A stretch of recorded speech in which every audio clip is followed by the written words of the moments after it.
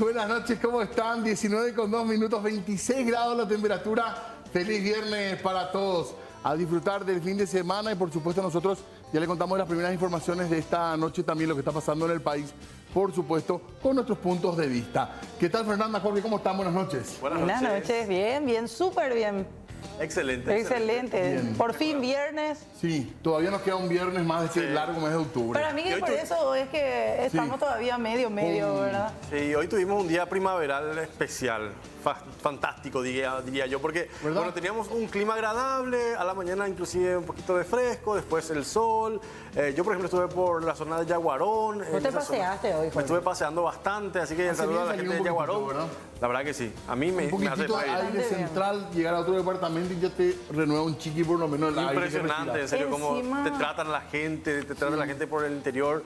Sí o sí te hacen probar la tortilla, la iglesia principal, ¿verdad? El cerro. Toda la vida el cerro. Y copetines, ¿qué hay ahí? Hay copetines, hay locales grandes. Tiene museos. Tiene antes, frente a la iglesia, había un copetín que hacía unos pastelitos muy ricos de carne. Esa es la referencia que vos tenés. Yo me acuerdo de la iglesia, pero también me acuerdo de lo otro. El Paseo de los Mitos. El Paseo de los Mitos. Esa parte es muy linda, la verdad. Sí, qué hermoso lugar. El Paseo de los Ilustres, creo que se llama, donde están todos esos tatuajes. El soldado desconocido. La estatua del soldado desconocido no está en Yaguarón. No recuerdo. Sinceramente, no quiero meter la pata. Ahí antes de entrar a la curvita, ese cuando te vas ya rumbo a Paraguarí, digamos.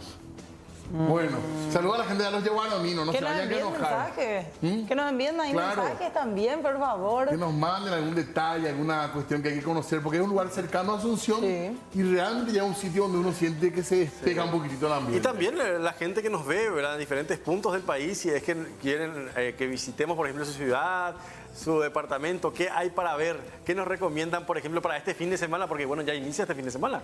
Claro que sí, y mucha gente de hecho ya ahora está pensando un poco en lo que se viene con respecto al cierre de año también y por qué no proyectar ya algunas vacaciones. En breve vamos a entrar en exámenes con los chicos, así que se empieza a pensar un poquitito ya también en las actividades que tienen que ver justamente con esto. Y ya que estamos hablando de eso, vamos a hablar un poco del tema sanitario, tema viajes, por ejemplo. ¿Estamos volviendo a la normalidad, se puede decir? Se puede. En muchos aspectos, ¿verdad? Sí. En el sentido del contacto social se acabó cualquier restricción, por suerte. Sí, las restricciones también ahora por lo menos se están ya prácticamente normalizando todos los requisitos, como era antes de la pandemia, ¿verdad? Ya, claro. Inclusive sin lo que hace, por ejemplo, el PCR, cosas así, ¿verdad? Exactamente. Justamente queríamos hablar de ese tema porque hoy estuvo hablando el doctor Guillermo Sequera, uno de los referentes de todo lo que tiene que ver con la cuestión sanitaria, para comentar justamente esta cuestión, porque ya no se va a exigir el test de PCR. Atiendan bien la gente que está en el extranjero, los muchísimos compatriotas que nos ven en la Argentina, por ejemplo. Esto lo anunciaba hoy el doctor Sequera, que ustedes saben es director de vigilancia de la salud. Atendiendo los números de COVID, Paraguay ya es uno de los pocos países que seguía exigiendo esto y ahora ya se va a recomendar como medida preventiva que no siga corriendo la eliminación del test de PCR para las personas que no cuenten con la tarjeta de vacunación y deciden ingresar a nuestro país, que todavía se estaba pidiendo. Exactamente. Escuchamos, si les parece, compañeros, una partecita de la conferencia de prensa del doctor Guillermo Sequera, y posterior a eso vamos a ir aclarando de por ahí los puntos que no quedan tan claros, valga el juego de palabras, respecto a este cambio para el ingreso, ya sea de connacionales o extranjeros al Paraguay. Escuchen. Probablemente el 70-80% de los países del planeta tienen restricciones y exigen vacunación o test. Para el lunes 24, la propuesta que estamos haciendo para el ministro de Salud es que las personas que no cuentan con el carnet de vacunación, extranjeros principalmente y nacionales, que ingresan al país y no cuentan con el certificado de vacunación, ya no le vamos a pedir el test. Recuerden que nosotros le dejamos entrar a todos. Si no tenía vacuna, tenía que presentar el test. ¿Cómo va a ser ahora? Uno, si no tiene el carnet de vacunación, no va a tener la necesidad de hacerse el test. Va a ingresar igual al país. Esa es la propuesta que hoy elevamos para que esté activo a partir del lunes. Sí quiero comentar que nosotros de vigilancia vamos a seguir monitoreando un poco cómo es esa movilidad Y los compañeros de vigilancia, porque tenemos gente del Ministerio de Salud que está en los puntos migratorios más importantes. Puede ser que cuando uno ingrese por el aeropuerto, ingrese por otro punto terrestre importante, puede ser que un compañero de salud se acerque al ciudadano extranjero paraguayo y le pregunte si tiene o no el carnet de vacunación. Porque nosotros vamos a monitorear cómo se comporta esto. Si ante el cambio ingresa un montón de gente que está vacunada o no. No va a condicionar la movilidad. La gente va a poder entrar y salir. Pero sí vamos a exigir o vamos a preguntar, ¿verdad?, a registrar, mejor dicho, el estado de vacunación de la movilidad de las personas. ¿Qué era lo que se hacía hasta ahora? Desde junio rige lo que tiene que ver con la metodología de ingreso para migraciones específicamente, en donde te piden tu carnet de vacunación contra el COVID-19 con por lo menos 2 dosis. Y si no tenés ese carnet, lo que te venían pidiendo era que te hagas un test de PCR que te salga negativo. Hoy día y desde el lunes, en caso de que esto ya se promulgue por parte de Presidencia, porque necesitan la venia del Ejecutivo, desde el lunes ya no te van a pedir, te van a preguntar si tenés carnet de vacunación. Pero eso ya no va a ser restrictivo para decirte no podés entrar porque no tenés ni el test ni el carnet. Básicamente eso, se elimina ese mal llamado pase sanitario, que de hecho el carnet de vacunación como tal no era luego sí o sí obligatorio, pero si no tenías que presentar ese PCR.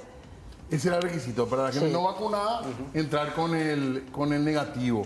Digamos, miren que esto fue bastante conflictivo para mucha gente, que incluso tuvo que postergar viajes, hubo gente que llegó al Paraguay, tuvo que volver. Tuvimos casos muy complicados, obviamente cuando la pandemia era un problema en cuanto a números. Y ojo también a lo que decían, ¿verdad?, que esto se va a seguir controlando si cambia la situación epidemiológica. Quizás se vuelvan a pedir algunos requisitos, pero por de pronto se van a levantar las restricciones y el ingreso será como antes, por así decirlo, documento de identidad y punto. Exacto, eso es lo que decía Sequera. Le pueden llegar a preguntar a alguien cuando va a ingresar, ¿usted tiene carnet de vacunación? Y si tiene, excelente si la nota, porque ellos de igual manera van a estar monitoreando que se tenga, que no se tenga, cuántos vacunados entran, cuántos no, pero reitero, ya no va a ser un elemento prohibitivo o en caso de que la gente quiera ingresar. Sí, pero igual el registro, ¿verdad? Claro, por lo menos de las personas que sí tienen las vacunaciones al día, ¿verdad?, con relación al COVID-19. Sí. Bueno, y hablemos también justamente de la vacuna, ¿verdad?, un poquitito más. ¿Qué pasa con la campaña de vacunación? Y bueno, el que se quiere vacunar hoy, por ejemplo. Sí. Y continúa, o sea, la gente que quiera actualizarse con sus dosis hasta diciembre de este año, obviamente lo pueden hacer, pero atención a esto porque a partir del año 2023 ya será de manera anual, como se viene haciendo, por ejemplo, con la influenza. El tema de la vacunación ya no va a ser primera dosis, segunda dosis, tercera dosis, cuarta dosis, sino que más bien será una dosis anual para todas las personas, obviamente, que quieran acceder a esta vacuna contra el COVID-19 y poder inmunizarse contra este virus que todavía circula y existe en nuestro país y en el mundo, por qué no decirlo así, pero como que de a poco el ser humano va también ya el cuerpo generando una reacción en contra del virus, pero para reforzar eso se necesita ya de una dosis anual como lo hacemos con la influenza. O sea que ahora tenemos que tener una dosis de influenza y también dosis contra el COVID-19. Hasta diciembre uno puede, digamos, completar esto que se buscaba, que era una tercera dosis, incluso una cuarta dosis en algunos casos. Y ya el año que viene, cerca de la temporada de invierno, que son las temporadas de más incidencia de estas gripes, seguramente se van a traer las vacunas y van a empezar las campañas de vacunación como se venía haciendo. Así que un cambio también. Sí. Y aparte, siendo optimista, este es el momento justamente en que debería normalmente caer, como han caído incluso en tiempo de pandemia, los números a partir de octubre, noviembre, diciembre. Con el verano, bueno, por lo general las gripes van cayendo. Ahora la pregunta es si es que las dosis, por ejemplo, de influenza y también contra el COVID van a poder aplicarse juntas, ¿verdad? Porque son prácticamente en la misma temporada, casi los mismos síntomas, afectan el sistema respiratorio, entonces... porque, por ejemplo, la gente que se vacunaba contra la influenza creo que tenían que esperar un tiempo para una semanita o 2 semanas tenían que esperar. Pero este año ya mucha cantidad, en mi caso yo me puse las 2, por ejemplo. ¿Las 2 al mismo tiempo? No, con un intervalo de unos días, no sé si fueron 2 semanas o 10 días, pero era una marca así, creo que llegaron, no sé si fue en mayo, las vacunas anti-influenza y después de un tiempito ya te ponían, en mi caso, la tercera dosis. Claro. Así que bueno, tiene que estar en el sistema de salud, de hecho, ¿verdad? tiene que estar para esa temporada pre-invierno que le llaman ellos. Le llaman campaña de invierno, decía el doctor Castro, pero esto se tiene que empezar a aplicar junto con las demás vacunas meses antes ya, porque lo ideal es que el año que viene, cuando se aplique ya netamente de manera anual en cierta temporada, el cuerpo se prepare con las defensas meses antes de que llegue el invierno para que cuando esta temporada llegue, ahí uno pueda estar tranquilo de que no se va a complicar en ninguna situación de salud. Y es que cada vacuna obviamente lleva su día o sus días, no es que vos te aplicás y ya directamente ya hace efecto, sino que algunos, por ejemplo, tardan 5 días, una semana, 10 días. Entonces, ojalá también que a la hora de anunciar las campañas de vacunación sean bien claros también con el costo de las vacunas. Que es un tema que hasta el momento no ha sido del todo claro, me parece, ¿verdad? No. ¿Cuánto costaron las vacunas? ¿Cuánto le cuesta al Estado? ¿Cuánto le cuesta al Estado? ¿Cuánto finalmente se va a invertir por año en el tema de salud también? ¿Cuánto se pierde con las vacunas que por ahí tienen que ser desechadas por la fecha de vencimiento? Y lo otro, para aguantar esta infraestructura que se montó, sobre todo en temas respiratorios, en camas de terapia, al no tener ya este problema de incidencia de altos casos respiratorios, ¿cómo se van a bien utilizar esas camas? Porque hay carencias en otras áreas. Sí, siempre hubo. Siempre hubo. Y ahora se ha triplicado prácticamente la cantidad de camas. Para adultos. Pero para personal adultos también tenemos que ver, porque se contrataron personales exclusivamente para la época de pandemia. Muchos de ellos sí quedaron contratados ya, de hecho que se les regularizó la situación, y para otros buscan que se les regularicen los contratos y que se le añadan al Ministerio de Salud. Ya a través del presupuesto general de la Nación buscaron ya con años anteriores ser incluidas. Así que lo importante, no solamente es centrarnos en esas camas de terapia para adultos, porque hay muchísimos faltantes en camas para niños, y eso se vio en la última temporada de invierno. Y atención, porque se viene la temporada de verano también y mucha gente quiere viajar, hacerlo a la Argentina, al Brasil, también los parientes que pueden venir de la Argentina o del Brasil y quieren saber esta información que es muy útil con respecto. Acá ya arrancamos con esto. Sí. Pregunto, yo quiero salir de Paraguay, no tengo ninguna vacuna, si puedo ingresar en la Argentina vía aérea. En este momento creo que la Argentina ya no tiene tampoco ningún requisito de vacuna. Lo último que hubo de Argentina era una declaración jurada. Habría que consultar, ¿verdad?, con las páginas correspondientes, ¿verdad? Pero ya en general los países ya no están pidiendo ninguna vacuna para ingresar. Saludo a la gente también que nos está mirando. Dice acá, fecha del 6 de septiembre, se ha dejado de requerir declaración jurada respecto a COVID-19, test de diagnóstico y seguro de salud COVID-19 para el ingreso a la República Argentina, y también están exceptuados de realizar el aislamiento. Todas las medidas levantadas también. En septiembre, entonces. La Argentina hasta septiembre, hasta el mes pasado. Salvo que te vayas acá a un lugar fronterizo, te exigían tener un seguro médico. Sí. Si vos pasabas la zona fronteriza y te quedabas más de 24 horas, ya tenías que pagarte un seguro internacional, si es que no tenías. Lo cual también dificultaba mucho los viajes. Claro. Atiendan esto, Yaguarón. En la Plaza de los Héroes está la estatua del soldado desconocido. Frente a la comisaría sobre Ruta 1 hay un hotel y posada turística. Gracias por visitar Yaguarón, dicen. Buenísimo. Yo la verdad que no conocía la historia del soldado desconocido. Y ahí está una pequeña estatua. Lo que sí quiero destacar, ya que próximamente vamos a estar mostrando también el tema de la desidia en torno a la iglesia de Yaguarón, que hace muchísimo tiempo está siendo remodelado, pero hasta este momento no se ven avances en la remodelación, y bueno, hay una obra ahí que está ahí en stand-by. Vamos a darle seguimiento también a ese reclamo que nos estaban realizando la gente de Yaguarón. Súper el programa, dice éxitos mirando, dice mi abuela, las noticias. Dice el amigo Jorge Ortega, que está con su abuela, que ella, doña Aurora, y está la foto. Hola, doña Aurora, saludos. Compartiendo la foto de la pantalla con nosotros ahí, pero más interesante la foto de Jorge con su abuela, doña Aurora Martínez. Para ustedes un gran saludo y un gran abrazo también, que está mirando el programa. Exactamente. Bueno, cambiamos de tema, ¿les parece? Dale, seguimos nosotros con más información mientras la gente se comunica allí, porque tenemos que hablar de posibles sanciones a municipalidades, así como escucharon, por faltar a la ley de tránsito. ¿Qué es lo que pasa? ¿Cómo es esto de que le van a sancionar a los municipios? La Agencia Nacional de Tránsito y Seguridad Vial es la que anuncia que realizarán controles pertinentes en los municipios para verificar si es que están realizando los cumplimientos o el cumplimiento de los requisitos para la emisión de las licencias de conducir. ¿Qué pasa? Que generan muchas dudas y también suspicacias y también hay versiones, ¿verdad? Que tendríamos que saber si son ciertas. Pero ¿dónde te toman examen realmente para sacar el registro de conducción? Yo, por ejemplo, no tengo registro de conducir, pero te puedo apostar que un gran porcentaje de la población no hace como tal el examen. Ahora la nueva ley de tránsito equipara en todo el país los requisitos. Incluso eso que se hablaba de Asunción, que hay que saber primero auxilio, que hay que tener conocimiento de mecánica, supuestamente forman parte de lo que tiene que saber un conductor para estar al frente de un volante, para llevar un volante, un auto. Pero ¿qué municipios en serio te pedían el examen? Muy pocos. Por eso, ahora la Agencia de Tránsito y Seguridad Vial lo que está haciendo está entrando en un proceso de formalización y mejoramiento del proceso de la expedición de los registros de conducir. No solamente en Asunción, en todo el territorio nacional, y por eso se estableció sanciones a los municipios que no resguarden el cumplimiento de la Ley 5016/2014, que es la Ley Nacional de Tránsito y Seguridad Vial, que está vigente desde ese mismo año, desde el 2014.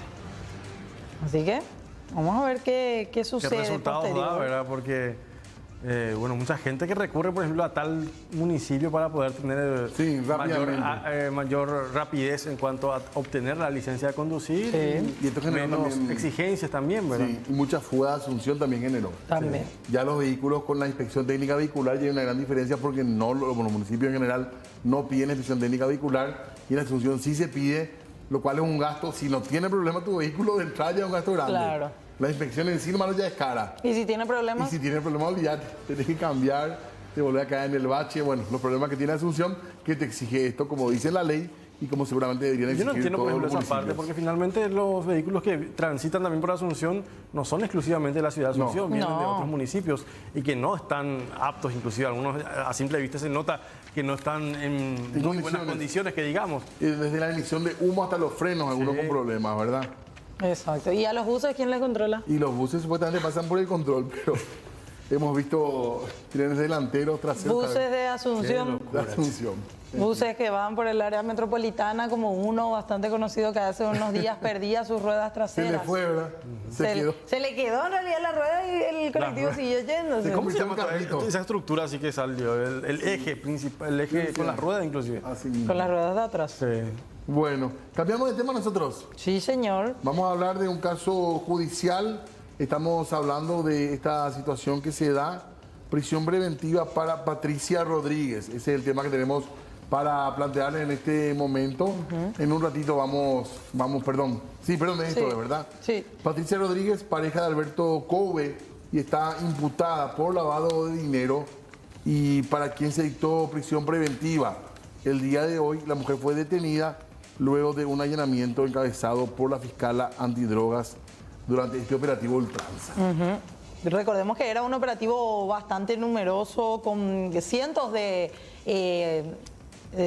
nuevos allanamientos que se iban realizando, y en este sentido es que se dicta finalmente la prisión preventiva de esta persona, Patricia Rodríguez, que está imputada por lavado de dinero, por otros delitos más también. Hablamos un poquito de esa situación, recordando todo lo que traía detrás suyo este operativo Ultranza, un operativo de gran envergadura que tuvo nuevamente incluso sus relaciones políticas en su momento. Bien completito realmente en todos los temas que abordó. Así que bueno, novedades entonces en cuanto al operativo Ultranza, que incluso se llevó por delante, podríamos decir, a un diputado de la Nación, ni más ni menos. Y que después tuvo otras repercusiones más también. Bastante complicado. Exactamente. Muy bien. Hasta ahora justamente se sigue la búsqueda, por ejemplo, de este Sebastián Marcet, ¿verdad? Que, bueno, ¿qué habrá pasado? O sea, lo último fue un video. Aquel video fue lo último. Una conversación con medios. Con medios uruguayos. Creo que fue. Sí. ¿Cómo? Por Sudáfrica, supuestamente por la numeración del teléfono que habrían enviado. Dicho eso. Sí. Como una posibilidad.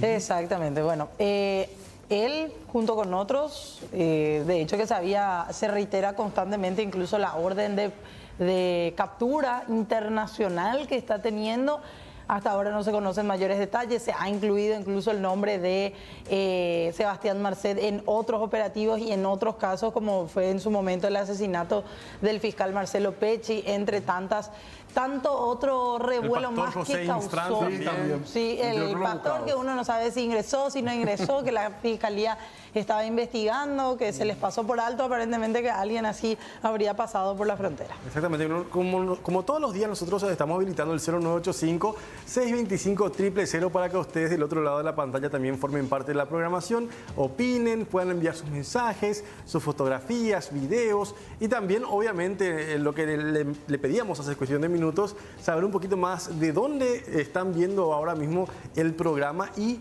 qué tipo de atractivo tiene su ciudad como para que la gente vaya a conocer. Así que envíennos las fotitos y también los comentarios al respecto. Muy bien, hacemos una pausa. Hay un mensaje, no sé si podemos leer ahora o vamos para después de la pausa. Un par de mensajitos. Atiendan esta propuesta, más autoescuelas y menos bodegas. Y no habrá tantos heridos y muertos, propone alguien acá.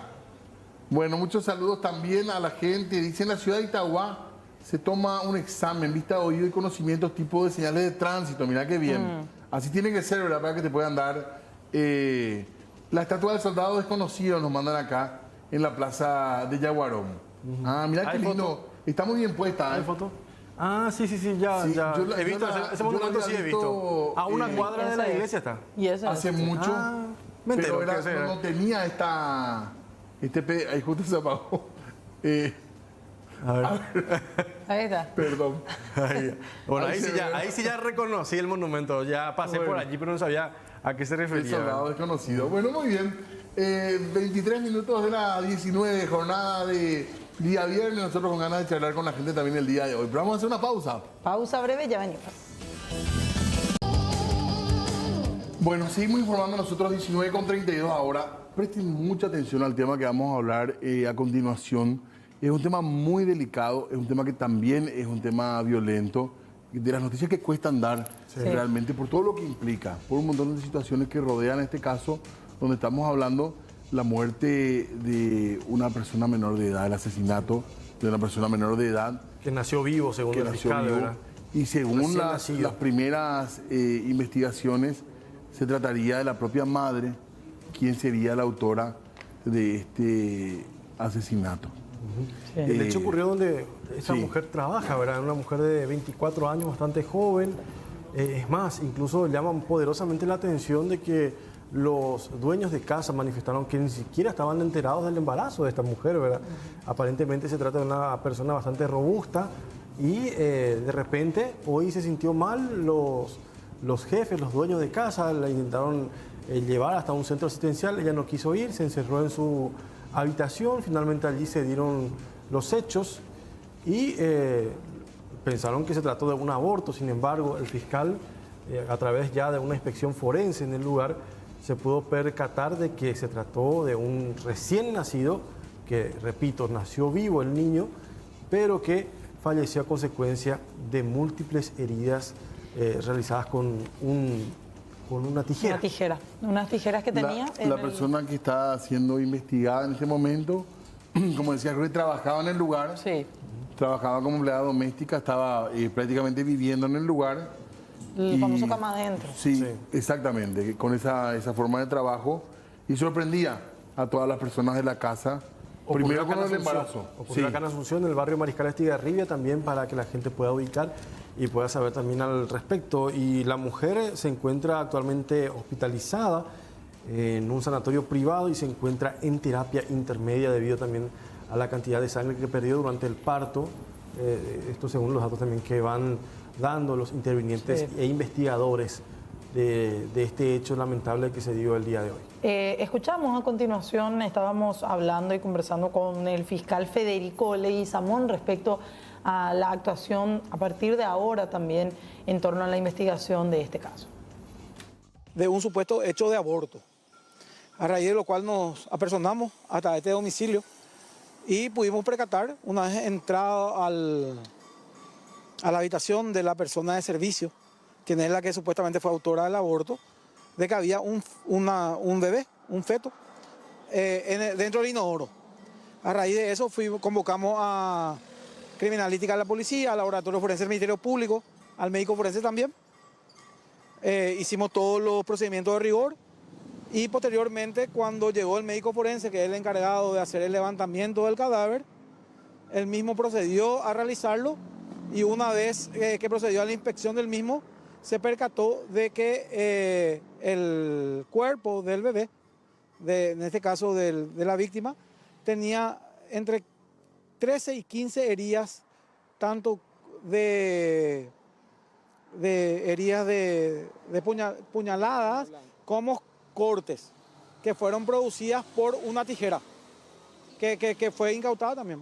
Cuando ustedes llegaron, la madre del bebé ya fue trasladada al sanatorio, ¿no? Así mismo es, porque les comento más o menos cómo vino el hecho. La madre se desempeña acá hace 6 a 7 años como personal de servicio y hoy se encontraba cocinando. Momento en que le manifiesta a los patrones de que se sentía mal, se retira a su dormitorio y cuando los patrones se van y le preguntan qué le sucedía, la misma medio que impide hace abrir la puerta y los mismos se percatan de que ya había unas manchas de sangre en el piso. Porque ese me manifiesta el señor, hace 6, 7 años trabaja, no tenemos queja de su servicio, excelente, pero nunca no, y como es una persona robusta, me dice, no nos percatamos nunca de que estaba embarazada. Una tijera. Y le realiza, como te digo, contusiones, heridas de arma blanca y también cortes. Muy bien, ese es el caso lamentablemente que teníamos que comentar en esta noche. Hace pocos días estábamos hablando de salud mental, de prevención. Entonces, a partir de estos casos también, nosotros saliendo a lo mejor del caso en particular, queremos charlar sobre estos temas y charlar sobre salud mental. Por supuesto, una de las formas es que ustedes den sus puntos de vista a través de nuestra línea habilitada de WhatsApp permanentemente, el 625-000-0985. A través de esa línea, comentarios, opiniones, preguntas, porque vamos a charlar ya con la licenciada Lisa Guillar, ella es psicóloga y nos visita acá en estudios para justamente conversar un poquitito de ciertas situaciones de salud mental, de ciertas situaciones psicológicas también que se pueden dar y de lo que a veces se llama depresión postparto. Y repetimos nosotros, pero queremos saber un poquitito más sobre eso. Antes que nada, licenciada, buenas noches, ¿cómo te va? Buenas noches, todo bien, súper bien. Gracias por acompañarnos, licenciada, en medio de tu jornada laboral de madre completita. Sí, completita, exactamente. Estaba viendo las noticias, la verdad que... Impactante. Impactante, sí, bastante ¿Existe ese cuadro, digamos, de depresión postparto? Sí, claro. ¿Podría derivar este tipo de situación, por ejemplo? Porque uno se pregunta, cuando se trata de un hecho lamentable como este, ¿podría derivar de una depresión postparto o sería otra patología, otro trastorno, lo que finalmente dio como resultado esta situación? Normalmente cuando una persona llega a un caso como el que acaban de mencionar, ¿verdad? Ya viene con una probable patología previa, ¿verdad? O sea, ya tenía una comorbilidad asociada al evento, ¿verdad? O sea, probablemente estaba con algunos síntomas de depresión, ya estaba con ciertos rasgos de ciertas patologías, ¿verdad? Que hace que el parto en sí genere una explosión de sus emociones, ¿verdad? Pero según tengo entendido que hasta el embarazo tenía oculto, ¿verdad? O sea, evidentemente hay una situación particular y obviamente eso derivó a una toma de decisión bastante drástica, ¿verdad? ¿Qué es específicamente, licenciada, la depresión postparto? Bueno, vamos a empezar desde... Normalmente el embarazo en sí genera bastante cambios hormonales, ¿verdad? Entonces, ¿qué pasa? Cuando la persona tiene un cambio hormonal bastante llamativo, lo que hace es, de repente, más que nada ocurre mucho también con personas que tuvieron un embarazo complicado, ¿verdad? Por ejemplo, que si tuvieron que reposar mucho tiempo, de tener una actividad normal, ¿verdad? De estar trabajando, hacer sus cosas, su vida normal, tenga que acostarse en cama 24 horas por qué sé yo, por algún problema durante el embarazo, ¿verdad? Una pérdida, por ejemplo. Una pequeña pérdida de sangrado o algún desprendimiento, ¿verdad? Que hace que la persona tenga, o sea, para que no tenga dificultad, esté en cama 100%, ¿verdad? Entonces, genera bastante angustia, ¿verdad? Ansiedad, el encierro, el acostarse 24 horas, incluso hay personas que no pueden ni para el baño, ¿verdad? O sea, todo lo hace en cama, ¿verdad? Sus necesidades, el baño, todo, porque si se para, corre riesgo de perder, ¿verdad? Eso pasa normalmente en esas personas, bueno, de repente cuando nace también es como una forma también de dar el espacio a que por fin se pueda levantar, ¿verdad? Pero el cambio en sí, ¿verdad? Cuando nace el bebé, genera bastante angustia en muchas de las mamás, ¿verdad? Por el cambio de hábitos, ¿verdad? Normalmente algunas embarazadas, por ejemplo, llegan a consultorio que durante el embarazo me dicen, yo trabajé hasta el último día, ¿verdad? Nació mi bebé y mi vida cambió. O sea, es estar 24 horas con la criatura, estar en interrupción en el sueño, de estar todo el día normal, encerrarte y saber que hay una criatura que depende exclusivamente de vos y vos no sabes si la estás haciendo bien, ¿verdad? Entonces, de repente es muy importante por eso que se evalúe un poco el contexto familiar o el apoyo familiar que le dan a esa mamá, ¿verdad? Es muy importante porque eso facilita un poco para que la persona no tenga que sentirse sola, ¿verdad? Ayuda mucho también, por ejemplo, hay esos grupos de WhatsApp de madres, ¿verdad?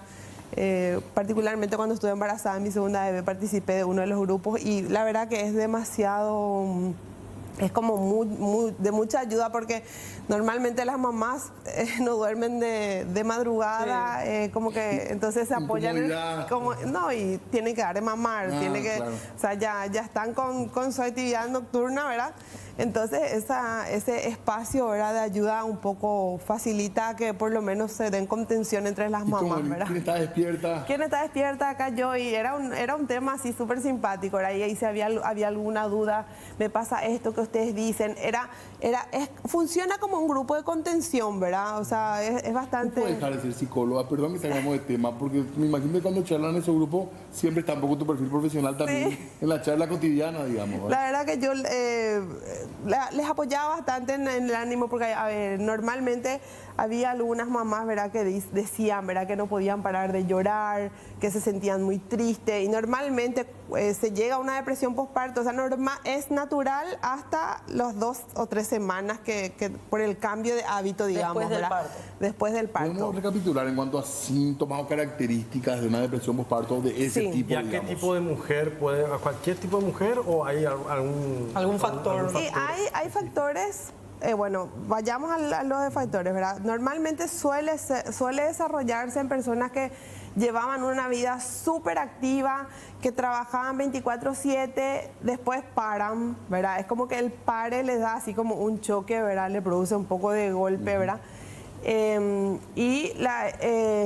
Normalmente también puede ser una predisposición genética, ¿verdad? Que haya un cuadro depresivo oculto o algún familiar con depresión, ¿verdad? Que tipo pueda desarrollar después del parto, ¿verdad? Porque el parto en sí es una sensación, es un cambio de tu ritmo de vida y genera bastante angustia, entonces obviamente te da ese cambio brusco de poder desarrollar cualquier patología.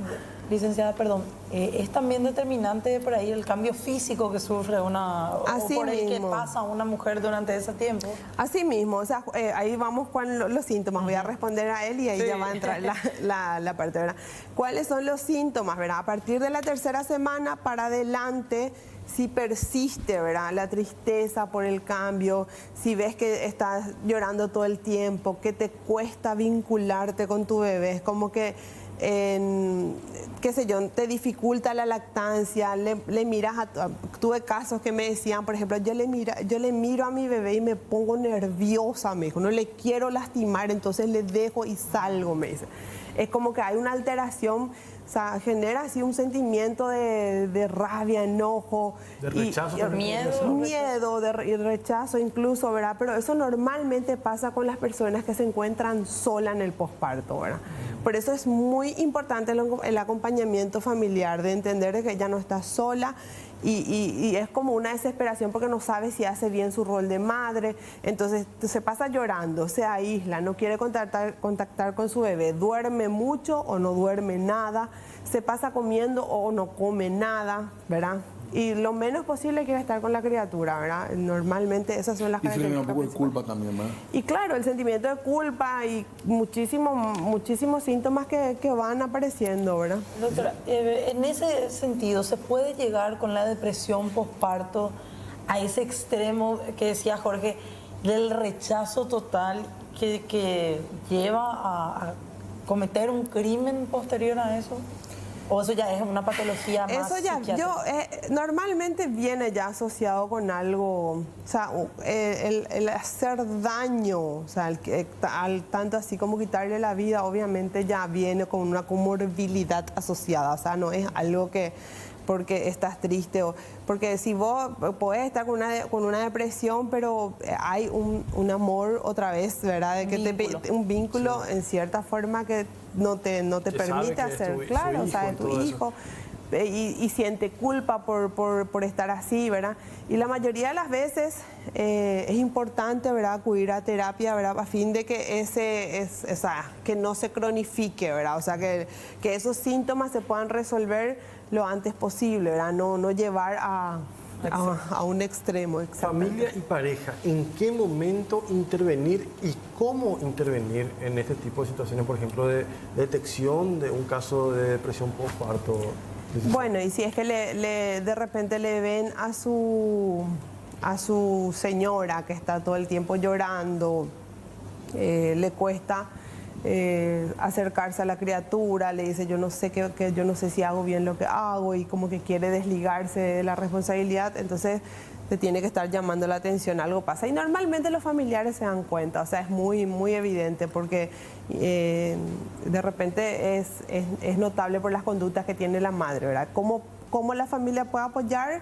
El acompañar desde cerca, de que ellos le enseñen y le comenten, ¿verdad?, de que ella no se encuentra sola, que ella está acompañada y que no se les va a abandonar, ¿verdad? Licenciada, en este tipo de casos, no quiero hablar así puntual, ni te quiero hacer hablar a vos del caso puntual que estábamos viendo, pero en casos así, donde es una persona joven, 24 años, que trabaja cama adentro, con una familia que ni siquiera sabía del embarazo, es mucho más difícil incluso tener buenas políticas de salud mental cuando se dan casos así de personas que están completamente aisladas o que no se comunican con el resto, que ni siquiera hacen saber de la existencia de un embarazo, por ejemplo. En ese tipo de casos, ¿cómo se trabaja ya para el después? Y para el después es consulta con un psiquiatra y hacer una evaluación psiquiátrica, una buena evaluación psiquiátrica, ¿verdad?, y psicológica, para ver cuál fue el motivo, la causa, ¿verdad? Pero normalmente hay comorbilidades asociadas para un caso así. ¿Cuándo hay que, en momentos del embarazo, cuándo hay que recurrir al profesional? Porque me imagino hay muchas de esas expectativas o preocupaciones que deben ser hasta normales, digamos, y que alcanza con la charla con la pareja, con la familia, con quien sea, pero ¿cuándo hay que ir a un profesional? ¿Cuáles son las señales de alerta, ya que usted diría, licenciada, para recurrir a consultar, por ejemplo? Como les dije anteriormente, las primeras 3 o 4 semanas de repente es normal que la persona vaya sintiendo como esa sensación de vacío, de desesperanza, de angustia, ¿verdad?, por el cambio natural que tuvo, ¿verdad? Ahora, si persiste en el tiempo, si va empeorando el cuadro, pasaron 3 semanas, 4 semanas, la persona sigue, 4 o 5 semanas, normalmente 2 meses ya debemos acudir a un profesional para una evaluación, ¿verdad? ¿Y es frecuente que esto que estamos contando o no es tan común, digamos? O sea, la depresión, la tristeza general de esa primera etapa se da muy frecuente en casi todos los embarazos. A todos nos pasó, casi todos, ¿verdad? El cambio, llorar, de ponerte emotiva, de ponerte angustiada. ¿Por qué? Porque tu sueño cambia, tu vida cambia, tú dejaste de trabajar, dejaste de producir, estás encerrada, tenés una persona que depende 100% de vos, ¿verdad? Y sabes que si vos no le haces, pues no sé, corre riesgo. O sea, imagínate que si le haces dormir, no sé, boca para arriba. O sea, un montón de cosas que de repente atendés que no vomite. O sea, un montón de cosas como que tenés que estar lúcida 24 horas sin tener un sueño profundo, porque tenés que estar pendiente de si la criatura se levanta, ¿verdad? Entonces, eso de repente es normal en casi todos, ¿verdad? Ahora que desarrolle un cuadro de depresión postparto, no hay así como un acuerdo entre los autores, ¿verdad? O sea, algunos dicen 1 de cada 8, otros dicen, qué sé yo. ¿Y algún tipo de violencia contra la criatura, no llegando a este extremo? Y o sea, normalmente es como que sacudidas, algunas personas de repente puede que hayan algún tipo de sacudida, sí, pero no. Depende mucho de la situación, por eso te digo, o sea, depende del caso. Hay casos que de repente se van, tuve casos, ¿verdad?, que llegaban, pero desde que entraban lloraban porque se sentían culpables de que de repente no sentían amor a su hijo, ¿verdad?, de que ella sabe que era un bebé muy deseado, ¿verdad?, que querían mucho, pero que nació y como que algo se produjo en ella, ¿verdad? Y son situaciones que de repente hace que dificulta un chiquitito el tema. Qué importante hablar de esto, porque hay a lo mejor señales previas, hay condiciones ya previas también que pueden estar. Por eso es importante también el acompañamiento de los trabajos que se hacen antes en los hospitales. Así mismo.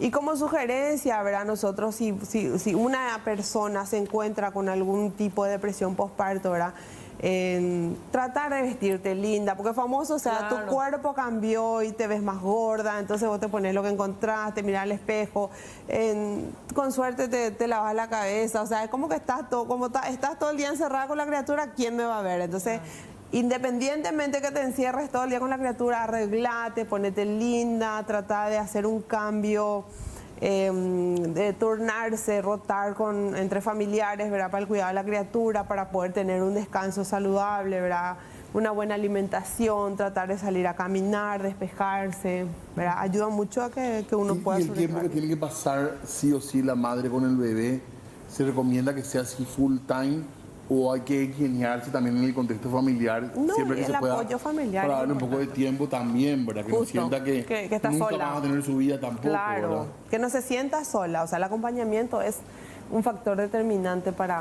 Claro, porque mientras que mamá hay como una dependencia lógica y clara, pero... Y una de las formas de evitar también de que la persona tenga una depresión postparto es la lactancia materna. La lactancia materna crea un vínculo emocional con la criatura. Al principio cuesta normalmente, ¿por qué? Porque de repente famoso dice, no, le das titi, pero no es tan fácil como decimos, ¿verdad? A veces se rompe. Sí, el inicio es bastante aterrador, ¿verdad? Me pasó con mis 2 nenas, así es que bastante complicado fue, porque me costó muchísimo, me acuerdo que tenía muchísimo dolor, sangrado, pero igual procuramos la lactancia y logramos, ¿verdad?, la lactancia materna exclusiva, ¿verdad? Licenciada, ¿y usted trabaja en el sistema público también? Sí, yo estoy en el IPS. ¿Y cómo ve? ¿Hay un acompañamiento? O sea, de por ahí la gente que es un poquito más de escasos recursos, que no puede pagar una terapia privada, ¿está preparado el sistema de salud? No te hablo así del IPS específico, pero el sistema de salud, centros de salud, puestos de salud con profesionales que a la gente, a las mujeres de escasos recursos que se van sintiendo de esa manera para que puedan acudir? Sí, casi todos los hospitales, la mayoría de los más grandes por lo menos cuentan con un psicólogo que asiste a... Y se naturalizó más o se asumió como algo más común consultar también en psicología en nuestro país, ¿verdad? Se renaturalizó. Hoy en antes día... era como algo medio vergonzante incluso, más ¿verdad? después de pandemia, hubo increíblemente un repunte de casi el 300% de pacientes. La gente concurre. Sí, concurre muchísimo. Y bueno, queremos leer unos mensajes también que nos van llegando de licenciadas, así también compartimos con la gente también comparte con nosotros sobre sus experiencias. Aquí, por ejemplo, una de las televidentes dice, yo pasé mi posparto sola los primeros días, dice, fue terrible, pero entendí que esta vida pequeñita dependía de mí. No sabía qué hacer, nunca estuve tan cerca con un recién nacido, pero gracias a Dios superé sola y mi bebé ya tiene 4 meses, dice esta persona, quien es primeriza aparentemente, porque dice, no sabía qué hacer, nunca estuve tan cerca de un recién nacido, decía. Entonces, esa desesperación también me imagino que influye bastante. Sí. Hay personas que, o sea, mucho también depende, ¿verdad?, de la capacidad de afrontamiento que tiene la persona, ¿verdad? Hay personas que sí son así, tipo atropelladoras y que van a, bueno, por más de que coste que el embarazo, el parto genera mucha angustia y mucha inseguridad, pero a pesar de eso puedes sobrellevar, ¿verdad? Te produce tristeza, todo, pero podés. ¿Por qué? Porque tenés así como que, bueno, voy a poder, ¿verdad? Pero hay como otras personas que son un poco más emotivas, un poco más emocional y que tienen un cierto grado de tendencias a cuadro depresivo, es a quienes realmente les suele arrastrar. Y en el caso de usted, si una persona va y puede ser que del psicólogo se derive a un psiquiatra también, Hay ¿verdad? casos que sí. Cuando hay una terapia bastante efectiva que es la terapia cognitivo-conductual, ¿verdad? Es un protocolo que se trabaja con series de sesiones bien establecidos, ¿verdad? Está científicamente comprobado. Y al trabajar con ese tipo de terapias normalmente, ¿verdad? Hace que la persona pueda salir del cuadro. Ahora, si con todo y eso no se logra, obviamente se deriva al psiquiatra, ¿verdad? Otra persona dice, y en este caso, lo que pasó con esta señora, dice que tuvo a la bebé, ¿qué contención recibe? Desde Ipacaraí el mensaje, entonces también agradeciendo a los televidentes que van preguntando, ¿verdad?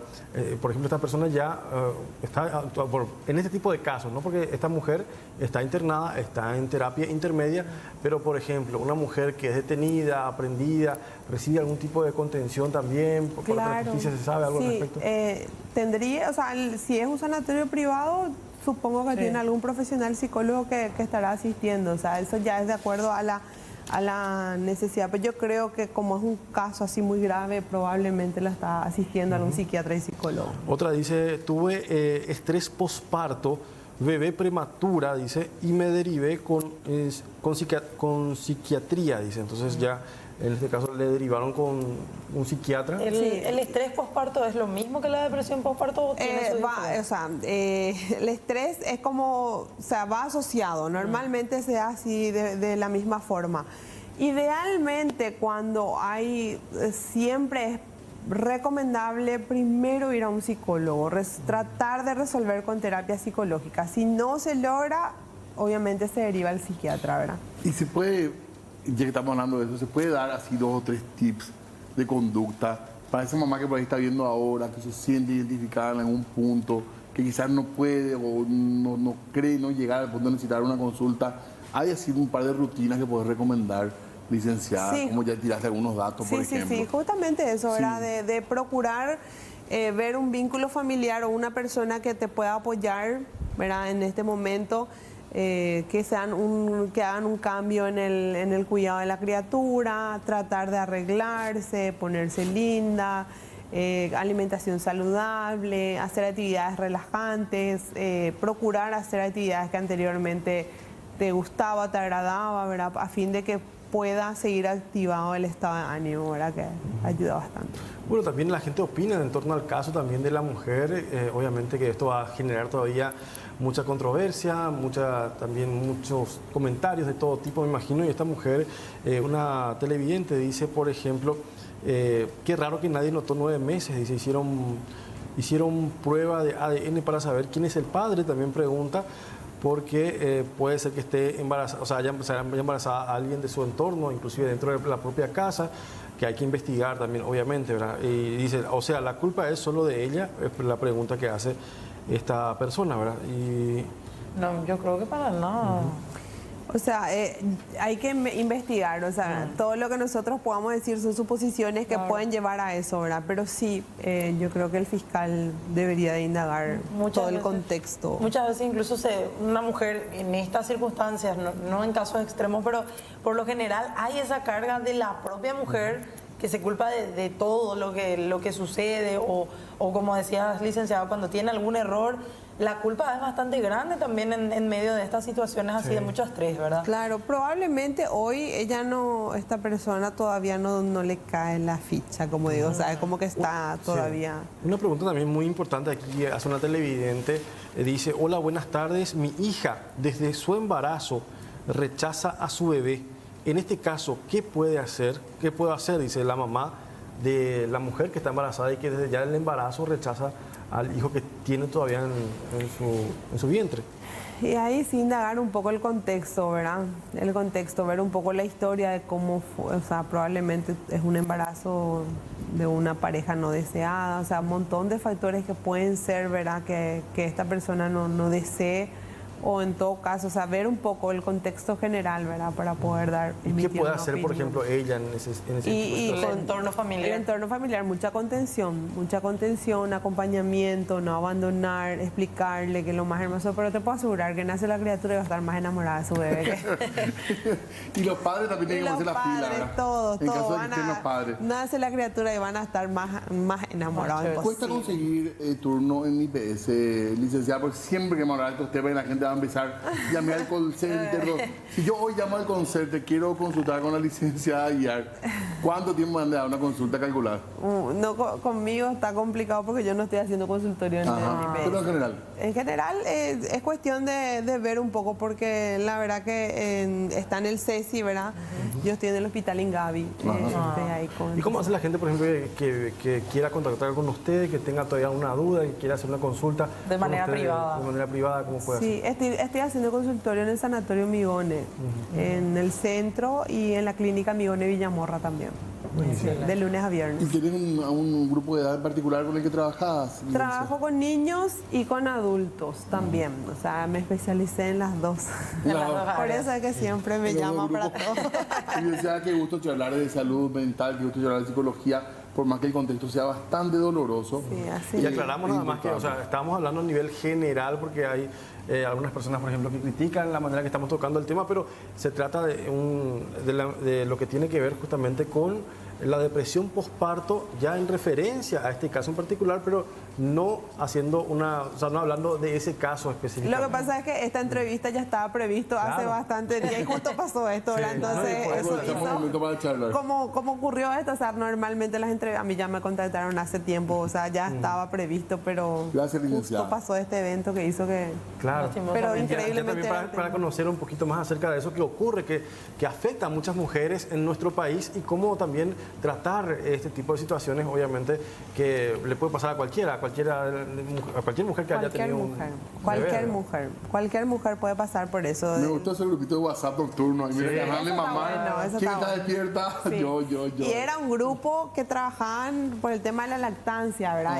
Y era así, bueno, lactancia full. Y yo, de tanto que daba de mamar, producía mucha leche y fui donante del banco de leche también. Sí. ¿Del San Pablo? Del San Pablo. Fui Qué donante. lindo proyecto también. Donaba casi 6 litros semanal. Guapa, licenciada. Era vaca lechera. Gracias, licenciada, por venir, muy amable de tu parte. Sí, muchas gracias por la invitación. Estamos a las órdenes para lo que necesiten. Bueno, muy bien, así hablábamos nosotros de salud mental, también de psicología en esta noche, aprovechando también la presencia de la licenciada para preguntarle por un caso en particular como disparador, pero en general para hablar de estos temas que son importantes para todas las casas, para todas las personas. Ahí está nuestra línea de WhatsApp siempre habilitada, el 0985-625-000, para que podamos charlar también en esta noche con la teleaudiencia. Exactamente. Hacemos una breve pausa, enseguida volvemos.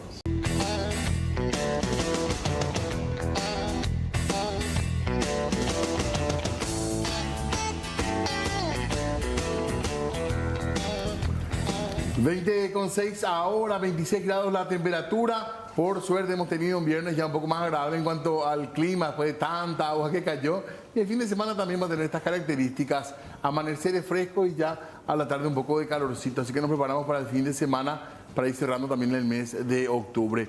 Y mucho que hablar con respecto a lo que se viene en el mes de noviembre, que también va a ser un mes muy cargado y que trae un tema muy importante para saber en qué país vivimos. Nos referimos al censo nacional que se va a realizar el 9 de noviembre, miércoles. Miércoles feriado. Nadie puede salir. Nadie puede salir, no hay eventos masivos el 9 de noviembre, no hay ni siquiera venta de bebidas alcohólicas y varios locales van a estar cerrados de 5 a 18 horas. La aclaración, porque bueno, muchas personas escuchan la palabra feriado y ya relacionan directamente con unas mini vacaciones. Viajes. No es así. Tienen que quedarse en su casa porque el feriado es justamente para que estén en sus hogares. Nadie tiene que salir, ni siquiera los medios de transporte público estarán trabajando esos días. O sea, no hay nada de actividades. Claro. Toda la gente en casa, menos los periodistas y policías que sí van a tener que médicos salir. también van a salir. Mira, entraron en el grupo. Médicos también. De urgencia. Claro, médicos de Guardias. urgencia. Del sector de urgencia. No la consulta común y corriente. No. Nada. Quienes también, además de ese grupo de trabajadores va a tener que salir a trabajar ese día, son los censistas. Y ojo, porque faltan censistas. Sí. Hace falta una cantidad todavía importante de voluntarios que se quieran inscribir para ser censistas o hasta supervisores, principalmente en Asunción, el Departamento Central. Exactamente, estamos hablando de 10.000 voluntarios todavía que están faltando, según obviamente ya también la gente del Instituto Nacional de Estadísticas, INE, que ya realizó la presentación oficial del plan de este censo 2022, que repetimos, anoten bien la fecha, se va a estar realizando el próximo 9 de noviembre en todo el país, no solamente Asunción y Central, sino que de punta a punta todo el país tiene que estar paralizado para ese día, para poder realizarse este censo, que es bastante importante para los datos estadísticos de nuestra nación. Repetimos, actualmente faltan 10.000 voluntarios para llegar a la cantidad requerida. En la zona de Asunción y Gran Asunción, también para el resto del país, aún se requieren de otros 60.000 voluntarios. Entonces, en total serían 70.000 voluntarios los que están faltando actualmente para llenar los cupos correspondientes. Atención que este trabajo, si bien es un trabajo, se habla de un voluntariado, los censistas van a tener un viático que se les va a hacer llegar por billetera electrónica. Y también recordemos algo que había sido un atractivo interesante para mucha gente que nos consultó, es el tema que le va a dar puntos a la gente de las universidades. Sí, horas de extensión universitaria. Exactamente, así que eso que después cuesta tanto conseguir, lo pueden hacer en esta muy buena experiencia comunitaria también, que es trabajar en un censo nacional. Y se sabe la totalidad, porque bueno, hablan de 10.000 faltantes a nivel en Asunción y Central, pero también a la vez 60.000 en el interior, fuera de Asunción y Central. En total serían 70.000 voluntarios. Entonces, ¿cuántos son los que ya tienen aproximadamente? Ayer decían, creo que eran 100 y alguito los que ya tenían. Más de 100.000 personas como ya tienen. 200.000 son en total, ¿verdad? Sí, creo que 140.000 personas aproximadamente ya tienen inscritas entre censistas como tal, que van a estar recorriendo, y los supervisores zonales y departamentales, porque por zona se tienen algunas personas que van a estar como cabezas de grupo, y a nivel departamental se tiene otros más también. Así que mucha atención. No sé si tenemos, Derlis, de por ahí la página del Instituto Nacional de Estadística, anotarse, porque mucha gente dice, bueno, pero si falta censista, yo quiero ser censista y no sé cómo se hace. Así que se pueden inscribir las personas mayores de 18 años que hayan culminado, creo que era la escuela, el colegio, no se con requiere, eso alcanza. No se requiere un nivel terciario o universitario, pero los que estén continuando con sus estudios universitarios, estén cursando alguna carrera, van a tener incluso horas de extensión si sus universidades o facultades están o tienen convenio con el INE. Instituto Nacional de Estadística, fíjense ustedes, esta es la página y ahí dice bien grande, inscribite, censá a tu comunidad. Recordemos que eso es lo importante, que los censistas tienen que ser de esas zonas. 70.000 voluntarios faltan en total, 10.000 solo para Asunción. Así que si hay algunas personas que estén viendo esto, que tengan amigos, compañeros, alguien que quiera trabajar ese día, para los censistas recordemos que se paga 100.000 guaraníes. Y el trabajo consiste en los grupos de censo en áreas urbanas. Tienen que censar 10 viviendas y el censista va a cobrar 100.000 guaraníes y el supervisor 200.000 a modo de viático. En Asunción y Central. Asunción y Central. En todo el país. Y en el interior es más la paga o el viático llega a 500.000 para zonas más rurales, alejadas de los centros urbanos, sí. E incluso tendrán un área de cobertura mucho más grande, como se entiende, y también mayor cantidad de casas. Incluso se calcula que en algunos lugares no van a ser todo en el mismo día. Claro, sí. Recorriendo. En zona rural se habla por eso de un monto mayor que les van a pagar a los censistas, porque el censo en los departamentos del interior pueden llegar a extenderse hasta por una semana. No quiere decir que en esa una semana no se va a poder circular y todo lo demás. Claro. No. En esas una semana se va a hacer el trabajo respectivo de ir censando en cada uno de los hogares en el interior. La UNA había motivado bastante a sus alumnos, muchos chicos de la UNA estaban anotándose justamente. Como Y es que más allá de ese pequeño viático, obviamente el incentivo de poder servir a tu país, a tu comunidad, para ayudar de alguna manera a tener estos resultados bastante positivos, por lo menos para poder tener un plan de gobierno luego para que la gente pueda tener también en cuenta todos estos datos en torno a la calidad que se tiene en cuanto a infraestructura. También cómo cada familia se desenvuelve en su comunidad y cosas así. Son datos muy importantes que cada país tiene y se hace cada 10 años en nuestro Insisto, nuestro cantidad. Faltan todavía demasiados. Y falta poco tiempo, 20 días. Y falta poco tiempo, 70.000 personas en total, 10.000 son solo para Asunción. 70.000 a nivel país son los que se necesitan. Así que si vos necesitas tener un dinerito extra posterior al 9 de noviembre, puede servirte también si ese día por ahí no va a trabajar. Porque si no se llega, atiendan la opción que manejan desde el Instituto Nacional de Estadística, que trabajan funcionarios públicos. Y como que una después, carga. Claro, como una carga. Y que después compensen con un día libre en otra jornada. En caso de que no se llegue a los 70.000 voluntarios. Funcionarios públicos, e incluso hablan de efectivos militares y hasta policiales que podrían añadirse a esa población para poder completar la cantidad de censistas que se necesitan. Pero si falta, no se suspende. Pero no, para nada. Esto ya corre. Esto corre. También la gente le preocupaba un poco el tema de la inseguridad. Los censistas van a estar súper identificados, incluso van a tener un código QR. Entonces uno puede escanear con el teléfono y tener todos los datos de esa persona. Le puede pedir documento, claro, su documento, a ver si coincide o no, porque es obvio que tengamos desconfianza, porque hay tantos casos de inseguridad que se cuentan. Ojalá que sea un éxito. Gente aprovechadora también de los momentos. Por eso, el censo pasado fue un rotundo fracaso. Y esto genera muchísimo problema en un país porque no sabemos ni siquiera cuántos somos en realidad. ¿Cómo vas a buscar soluciones para un país que no tiene un diagnóstico en base a cantidad de gente? Ahí está un poco la información que hay en el INE, en la página, muchísimo. Dale fuerza a la gente joven, que son la fuerza, el futuro y el presente del país. Tienen que anotarse, muchachos, para censar. En el interior se paga 500.000 al censista.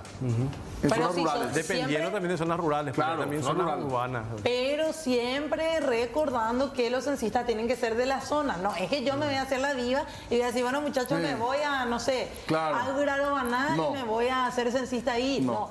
Lo ideal es que los censistas sean de esa zona para que no gasten, por así decir, todo su dinero que le van a pagar su viático, para que no gasten todo yéndose a ese lugar. Tienen que ser de la zona, del barrio, de la ciudad en donde ellos mismos están viviendo. La gente pregunta, ¿y quién puede trabajar? ¿Quién puede salir ese día? ¿Quién podrá? ¿Va a estar abierta tal tienda? En general, nada va a estar abierto. Shoppings, por ejemplo, en teoría no. Todo cerrado, en ese horario que estábamos mencionando. Después sí va a ser un día normal, por así decirlo, una vez que se termine el censo. La despensita del barrio que tiene, por ejemplo, la doña que tiene luego en su casa su despensa, esa sí que me imagino que sí va a poder abrir, ¿verdad? Claro, pero supermercados, por ejemplo, estaban buscando que no abran. Porque ya tiene funcionario externo, ya no es solamente... Ojo que cuando vos, aunque vos ya hayas sido censado, no podés salir de tu casa. No, tenés que quedarte hasta las 6 de la tarde. Sí. Tenés que quedarte adentro. Es un poco... Sí, porque imagínate aparecer acá y después en el censo del vecino te aparece en el otro. Acá encontramos tantas personas, ¿entendés?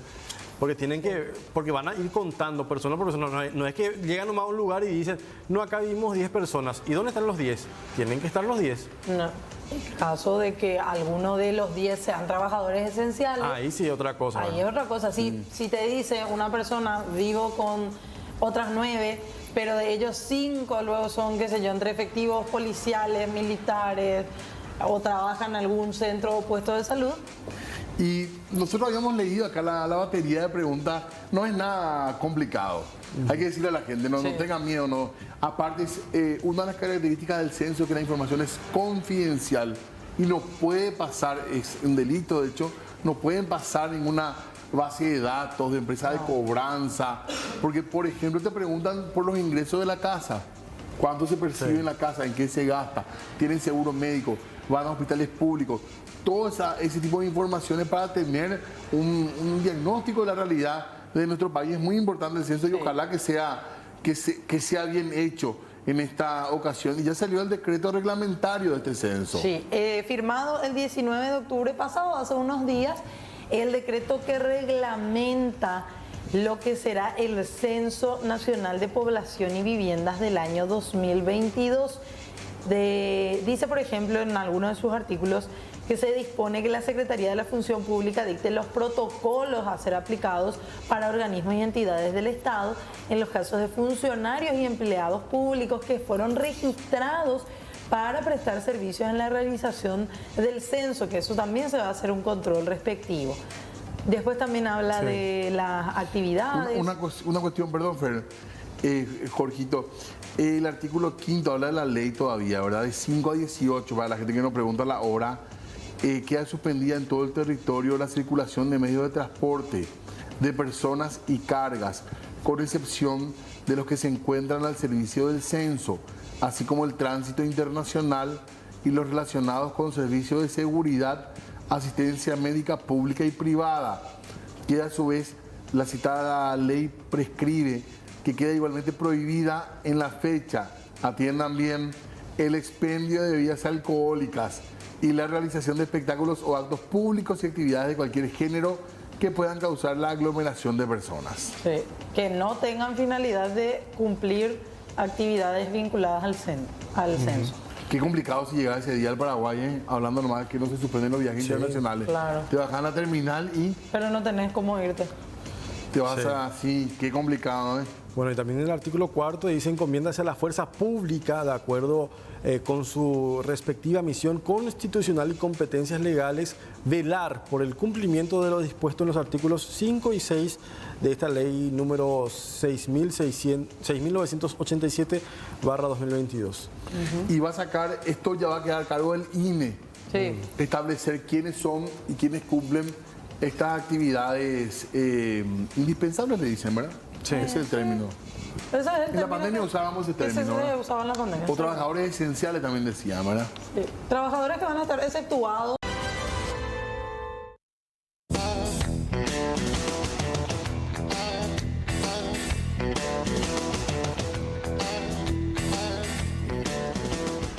Seguimos informando nosotros en esta noche para hablar de un operativo que en su momento fue muy comentado y que tuvo que ver con un procedimiento de que investigó la venta de medicamentos. Estamos hablando de este operativo que se llamó Morfeo. ¿Qué pasó? La jueza Lizy Sánchez ratificó la prisión preventiva de Leonardo David Acuña. Es uno de los imputados por la venta irregular de medicamentos controlados en el marco de este operativo, Operación Morfeo. La defensa de él había pedido la suspensión de la ejecución de la prisión preventiva y en su lugar pedían que le den arresto domiciliario. ¿Por qué? Porque dicen que Acuña tiene 3 hijos menores a su cuidado y que además había ofrecido caución personal. Sin embargo, la justicia entendió que no podía ser beneficiado con esta medida porque hay posibilidades que él obstruya la investigación. De acuerdo a la acusación de la Fiscalía, tras varios allanamientos realizados en abril de este año, se habrían localizado libros de control de estupefacientes y recetarios también. También la presencia de distintas sustancias controladas que entraban al país de contrabando sin ningún tipo de registro y sin la correspondiente documentación. Reiteramos, estamos hablando de medicamentos que son de venta controlada. Perdón.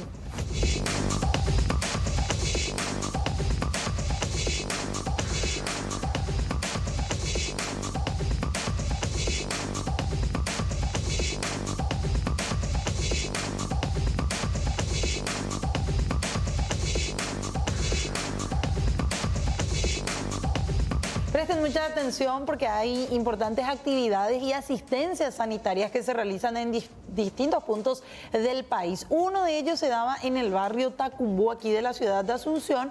Es la Facultad de Ciencias Médicas la que está realizando jornadas de asistencia a pobladores. En este caso en particular se dio en el barrio Tacumbú en el marco de las actividades de extensión universitaria. Son especialistas, médicos residentes y estudiantes que instalan sus consultorios y en este caso lo instalaron específicamente en la zona de 24 proyectadas en el barrio Tacumbú de Asunción. Los vecinos son beneficiados con atención por parte de especialistas de clínica médica, pediatría, neumología, ginecología, urología y oftalmología. La actividad sanitaria que se realizó fue de manera completamente gratuita. Esa actividad del barrio Tacumbú de Asunción ya había culminado en esta jornada, pero ojo para los distintos puntos de nuestro país porque el próximo sábado 29 de octubre un equipo así mismo bastante similar de médicos residentes, especialistas en varias áreas y estudiantes se trasladarán hasta la ciudad de Yataití en el departamento del Guairá. Si usted, señor, señora, es de esta zona del país, en ese lugar se brindará asistencia a pobladores en el local de la municipalidad.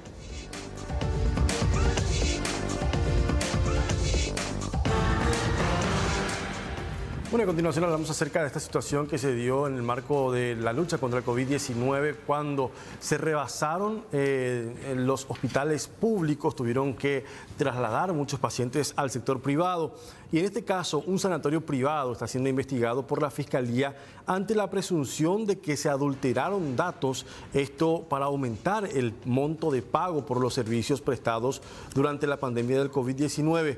Autoridades sanitarias confirmaron que en total fueron detectados 5 casos en un mismo lugar, pero habrían otros casos que se deben seguir indagando y bueno, se presume que aparentemente falseaban los datos para cobrar más dinero al ministerio en el marco del convenio para el traslado de los pacientes con COVID-19 al servicio privado.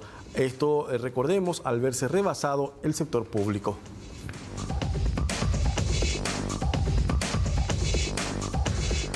Cambiamos de tema para hablar, atiendan también este caso, la verdad que es bastante terrible. Tiene que ver con lo que podría haber sido una violación a la ley de protección animal. La primera denuncia tiene que ver con maltrato animal y también con perros que habrían sido envenenados. Nos lleva la noticia a esta localidad de Iruña, en el departamento del Alto Paraná, donde a raíz de una denuncia, una comitiva del Ministerio Público y la Policía Nacional allanó una vivienda. Reiteramos, esto ocurrió en Iruña. ¿Cuál era la denuncia? Que estaban envenenando a perros. En el lugar encontraron una gran cantidad de gallos de riña. Estábamos viendo las imágenes de estos animales que se usan también para peleas clandestinas, que están absolutamente prohibidas. Gran cantidad de estos animales para pelea. El procedimiento fue encabezado por la fiscala María del Carmen Mesa y se llevó a cabo en cumplimiento de una orden firmada por el juez de garantías Miguel Ángel Benítez. En la denuncia sobre la supuesta comisión del hecho punible contra la ley 4.840, esta es la ley de protección animal, se señaló al ciudadano identificado como Romeu Krieger, de supuestamente haberle envenenado a 4 perros. Esta fue la denuncia, incluso la denuncia llegaba con los nombres de las mascotas, Chitown, Shula, Chita, Tigre, los perritos que fueron envenenados según la denuncia por este hombre.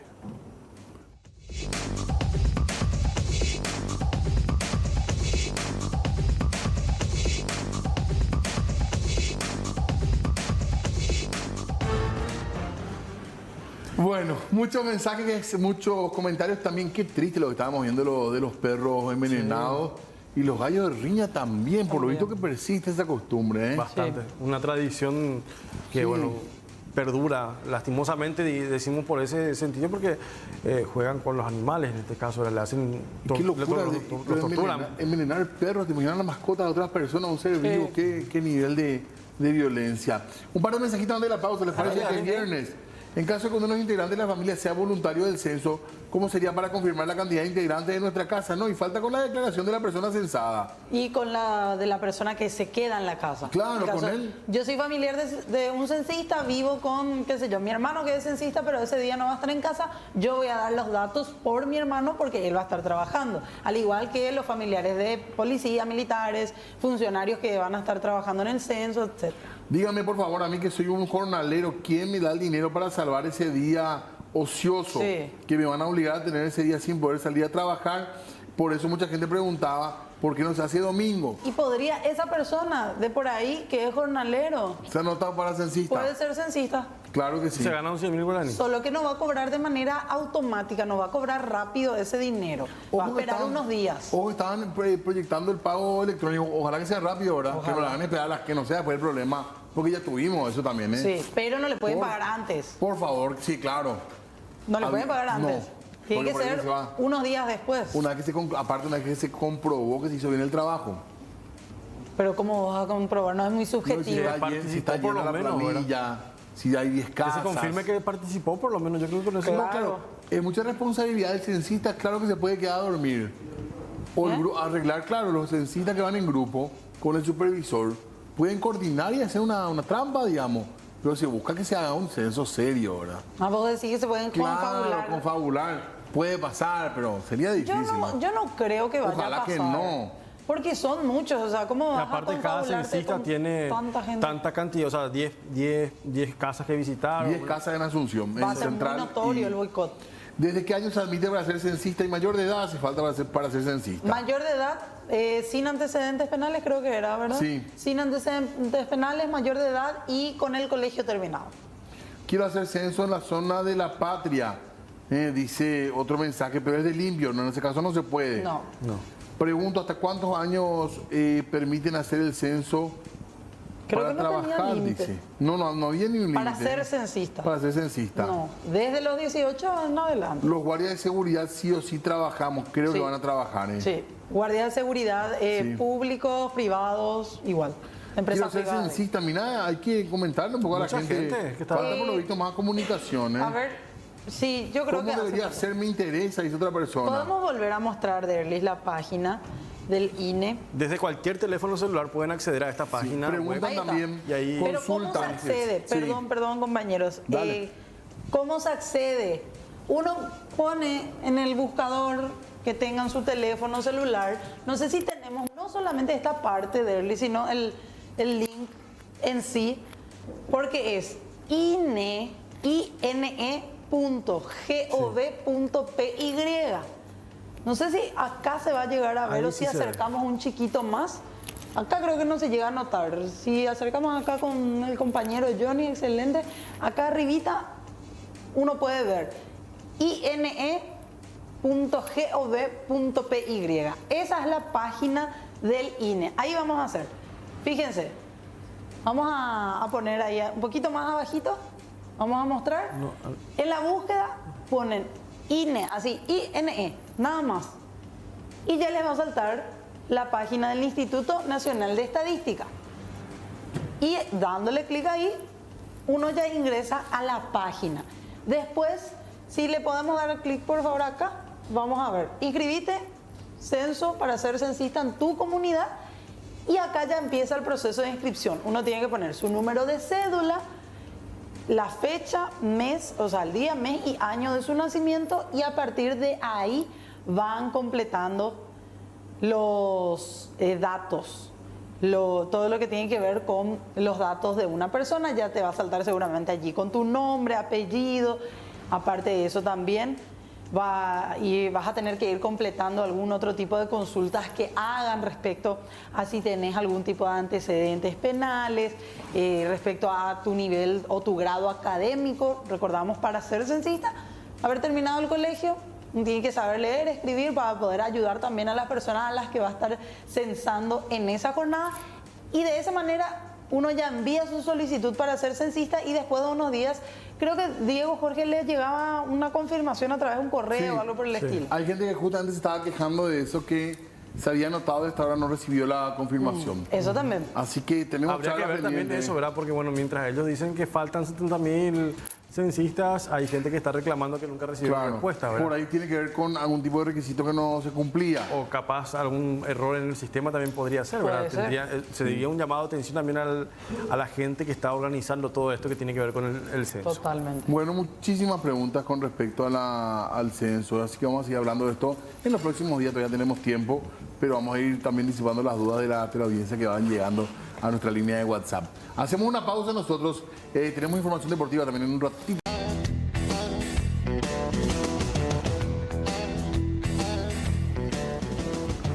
Muy bien, parte final de nuestro programa, 26 grados de temperatura, nos vamos acercando a la Teletón. Exactamente, y hablando de Teletón tenemos que hablar de sus nobles causas, o sea, su noble objetivo y también todo lo que tiene que ver en torno a los voluntarios que forman parte de esta fundación año tras año. Son miles de personas que ofrecen su tiempo y esfuerzo para poder lograr el objetivo.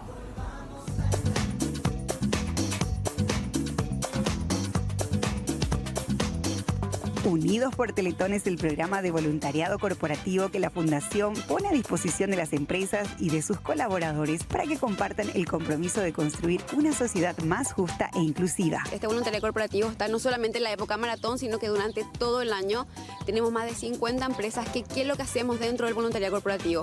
Es la propuesta de valor, yo siempre digo, es la propuesta de valor que entregamos a las empresas donde la Fundación Teletón no solamente habla de la Fundación, sino que hablamos mucho y potenciamos a las empresas lo que tiene que ver con la inclusión, la accesibilidad.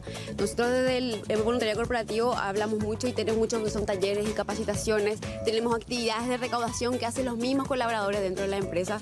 Tenemos empresas icónicas como Alex Lasca, Bristol y Itaú, que están hace muchísimos años con nosotros y realmente no se imaginan cómo se ingenian entre los mismos colaboradores haciendo actividades de recaudación, pero a la par también juntándose entre compañeros de trabajo, que creemos que eso es un rol muy, muy importante, porque indistintamente a lo que es la recaudación de maratón, sino que es mantener durante todo el año esto, ¿verdad? De ser agentes de cambio dentro de nuestro trabajo, que esto mismo podamos traspolar a las familias de los colaboradores. Entonces, en ese sentido, es lo que brinda este voluntariado corporativo, que es gratuito para todas las empresas. Nosotros le invitamos a todos y le instamos a que prueben este voluntariado corporativo, que realmente les va a sumar muchísimo. Justo ahora, después de la pandemia, lo que buscamos también es que los compañeros se vuelvan a reencontrar. Tanto tiempo tuvimos como home office o esta modalidad virtual que da gusto. Justo nos pasaba este año que nos decían qué gusto poder juntarnos entre los compañeros de trabajo, volver a vernos o conocernos, porque muchos vinieron ahora con la pandemia, no se conocían, entonces es como que el espacio para poder reencontrarse también, y otra vez va sumado a la causa de ayudar a las familias y niños y niñas de la Fundación Teletón. El programa de voluntariado corporativo de la Fundación Unidos por Teletón es un espacio en donde empresas con responsabilidad social trabajan para apoyar a las familias y generar espacios más inclusivos en sus entornos laborales. Durante el año participan de talleres, charlas, capacitaciones y actividades grupales.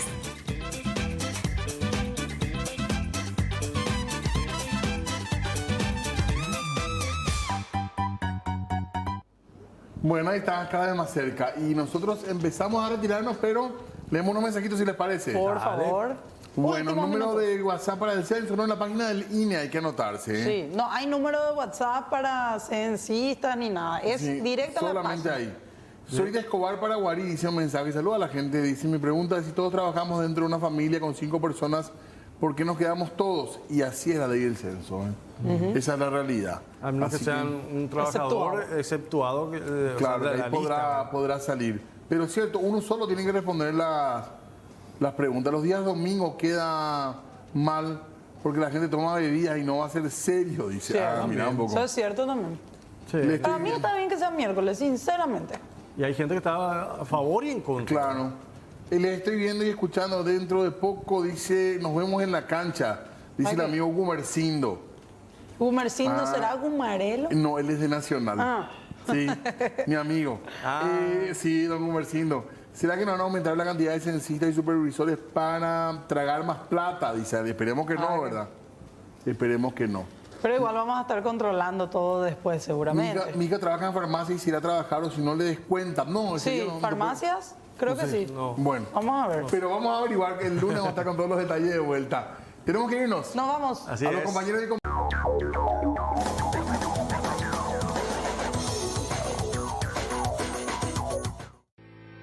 Las opiniones vertidas en este programa son de exclusiva responsabilidad de quienes las emiten y no representan el pensamiento